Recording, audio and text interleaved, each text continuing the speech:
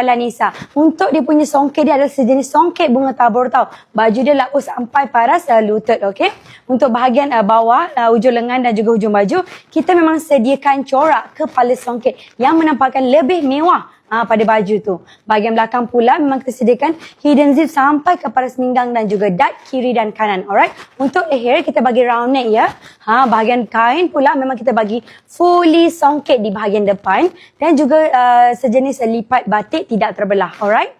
Ini adalah cutting dia. Sangat-sangat lawa. Untuk bahagian shoulder, biar nampak awak nampak cantik bila pakai, kita tambahkan sedikit puffing. Puffing kita pula just nice saja. Taklah terlalu tinggi macam robot tu kan. Tidak. Just nice saja, flat je punya cutting. Biar pakai nampak cantik, nampak elok, nampak lebih mewah. Nampak tak? Songket kita pula, kita tak pakai yang biasa ya. Songket kita tak printed, kita tak chop, kita tidak buat macam tu untuk songket. Kita tenun asli. Alright. Ni bahagian luar. So, ni bahagian dalam. Kita